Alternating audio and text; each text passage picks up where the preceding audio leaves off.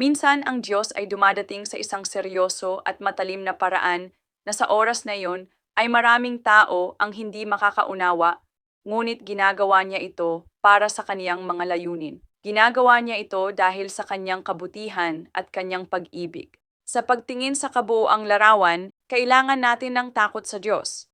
Ang ilang tao sa pagpapakumbaba ay maaaring mabuhay na may takot sa Diyos na walang nagaganap na trahedya upang maitanim ang takot sa Diyos. Ngunit sa ibang tao, hindi iyon ang kaso. Ang pagpapahintulot ng Diyos na mangyari ang trahedyang ito dito sa lungsod ay nagdadala ng takot sa Diyos.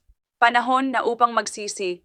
Panahon na upang talikuran ang iyong mga kasalanan sa immoral na mga paraan. Panahon na upang hanapin si Hesukristo. Ang tanging Panginoon, wala nang iba. Nais niyang maging iyong tagapagligtas. Panahon na ngayon upang lumapit sa Kanya, upang siya'y magligtas sa iyo, magpalaya sa iyo, at magpagaling sa iyo. Panahon na upang magsisi. Ang ibig sabihin ng pagsisisi ay baguhin ang iyong direksyon, pagtigil sa paglalakad sa parehong daan, patungo sa landas ng kapahamakan. Lumingon kay Jesus, basahin ang salita ng Diyos, pumunta sa simbahan kung saan ang kapangyarihan ng Diyos ay kumikilos, at magsimulang sumunod sa Kanya. Simulang seryosohin ang salita ng Diyos. Sa linggong ito, sa pamamagitan ng trahedyang ito, siya ay nakikipag-usap sa mga nalalamig na Kristiyano upang magsisi rin. At siya ay nakikipag-usap sa mga hindi tumanggap sa kanyang revival. Siya ay nagsasalita sa iyo upang magsisi. Tinuturo niya sa iyo ang takot sa Diyos dahil hindi natin maaaring tanggapin ang ilang bahagi lamang ni Jesus. Dapat nating tanggapin ang kabuuan ni Jesus. At ang kilos niya ay ang pangunahing katangian niya. Iyan ang kanyang gawain. Ganyan niya hinihipo at inaabot ang kanyang mga tao. Ang bayan ng Diyos ay dapat na maging malaya. Ang hindi pagtanggap sa kanyang pagkilos ay ang hindi pagtanggap sa kabuuan niya. Itigil na ang paglalaro sa Diyos. Buhay ng mga tao ang nakasalalay dito. Ang bawat isa sa atin, kung ikaw man ay isang pastor ng malaking simbahan o isang karaniwang mananampalataya sa katawan, lahat kayo ay may plataporma. Ang mga tao ay hindi makakalaya at matatagpuan ang kapangyarihan ng Diyos kung hindi mo tinatanggap ang kanyang pagkilos. Ito ay isang napakaseryosong bagay. Kung si Ananias at Sapphira ay namatay,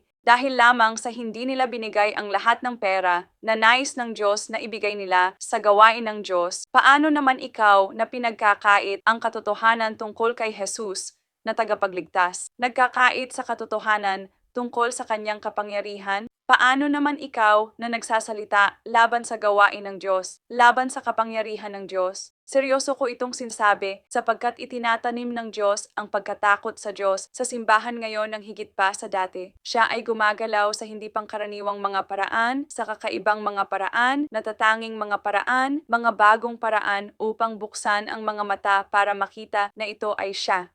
Kung hindi ito nakikita ng mga tao at kung sila ay nakakakita nito, ngunit dahil sa selos, sa anumang uri ng ambisyon, hindi nila ito tinatanggap, siya ay maglalagay ng takot sa Diyos sa kanila upang tanggapin nila ang pagkilos ng Diyos. Kaya mag-ingat sa babala na ito, mamamayan ng Diyos, na hindi sumasang-ayon sa kanyang pagkilos, na hindi tumatanggap sa kanyang kapangyarihan, sa mga hindi tumatanggap ng pagpapalaya sa simbahan, sa mga hindi tumatanggap sa mga itinalagang lingkod ng Diyos. Ito ay isang babala. Ang Diyos ay nagsasalita sa pamamagitan nito. Tumugon sa tawag na ito, magsisi. Ngayon na ang panahon para sa kaligtasan. Ngayon na ang panahon ng kalayaan. Ngayon na ay ang oras upang ang revival ng Diyos ay mapalawak sa buong mundo hanggang sa dulo ng daigdig. Panahon na, ito na ang taon, ngayon.